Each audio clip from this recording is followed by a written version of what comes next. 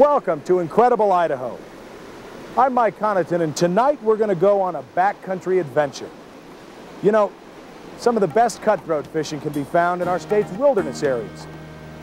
But to get there, you have to either go in on horseback, hike, float the river, or in some special cases, you can fly. The Selway Bitterroot Primitive Area was part of the original wilderness bill signed by President Johnson in 1964. The intent of the legislation was to set aside pristine federal lands in their natural state. But this rugged country wasn't entirely undeveloped. Homesteaders staked claims around the turn of the century, establishing scattered pockets of private land up and down the drainages of the Selway. Eventually, backcountry landing strips were added as the airplane became the most practical method of travel to these remote outposts. When the primitive area became a wilderness, many of these holdings were grandfathered in, remaining private land. Oh, they've got a neat spot. Hi, Butch. How are you? This is the Selway Lodge. It was originally homesteaded in 1910 by a man named Henry Pettibone. At one time in its history, it became a commercial hunting lodge. Now, it's a private residence under the care of Butch and Penny Harper, who manage this historic property for the landowner. The front deck of the main lodge overlooks the clear, clean waters of the Selway River, prime habitat for Idaho's state fish, the West Slope cutthroat trout. It's pretty nice to have this kind of fishing in your front yard, backyard. The private property includes the lodge, gardens, and the landing strip. Fish this big pool here, this big long run. And once you cross this fence line, you're in the Selway Bitterroot Wilderness. Yeah, that's the spot. It's the kind of fishing you dream about. A perfect day, spectacular scenery, a secluded river, and a native trout that can't seem to resist anything you throw at it. Oh, there he is. Got him. West Slope cutthroat. Looks like about, 10 inches long. Oh. Bill Hutchinson is a fisheries biologist with the Idaho Department of Fish and Game. Oh, they're gorgeous. Flip them over this way. The orange stripe underneath the gill here, that's just a classic marking of a cutthroat trout. And a rainbow will have a silver with a red stripe down here on the lateral line. This is called the lateral line, that line right there. But the thing you look for mainly is right in here.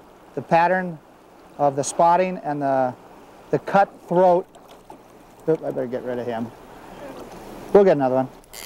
Catch and release. That's been the regulation on the Selway since the 1970s. And no doubt it's the primary reason this fish is so abundant here. There we go. Presently, every one of Idaho's native trout species is either listed under the Federal Endangered Species Act or proposed for listing, including the West Slope cutthroat. Yeah. But state biologists don't believe that Idaho's West Slope cutthroat are in trouble. Years of data show healthy populations of the species in our state not only on the Selway, but also the Locksaw, the St. Joe, Kelly Creek, and the Middle Fork of the Salmon. And this documentation will be included in the Fish and Game Department's official comments to the U.S. Fish and Wildlife Service. And what we're going to do is we will show that we have very strong populations of West Slope cutthroat still in their native range. So we feel from our standpoint, from all the data that we've seen so far, is that Idaho should be excluded from the listing. The other states, they'll have to look at their own populations, but we in Idaho feel very strongly that the species as a whole is not in any danger of extinction. It should not even be listed as a threatened species. It's like another cutthroat.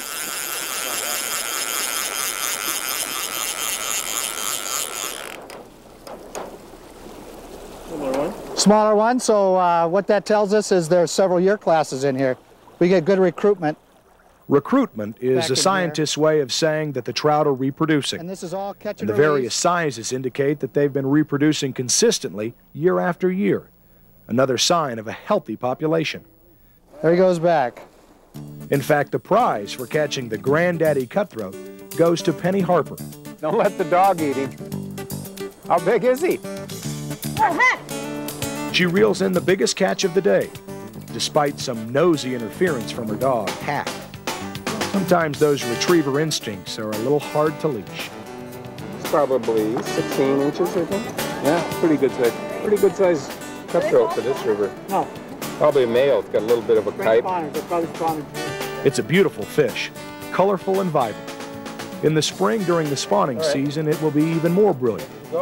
Butch releases the big male into the sparkling clear water, one of the most important criteria for healthy cutthroat populations. Water's clean, clear, cold. Doesn't take a rocket scientist to figure out that we maintain this kind of habitat for these fish. They'll do what Mother Nature's been letting them do for thousands and thousands of years. And it's our job to protect them and to give them that type of environment so that they can prosper. It's not only perfect habitat for cutthroat trout. Before the dams were built, these waters teemed with spawning salmon and steelhead. The healthy habitat is still here, but the big ocean-going fish are hard to find. It's a tough trip for salmon and steelhead through a series of 8 dams to and from the sea. And it's taken its toll. The numbers slowly dwindling until the big fish have almost disappeared completely from these waters. Oh, it'd be wonderful. I mean, these big pools, the pool right above the bridge, or under the bridge here, probably, I bet, in, 50 years ago, must have had a couple hundred fish in it this time of year, or maybe a little bit earlier. But, and I imagine the bears wouldn't be giving us so much trouble if they had all that protein in the river to feed on instead of our apples. Bears like this fellow would be feeding on rotting carcasses of spawned-out salmon and steelhead.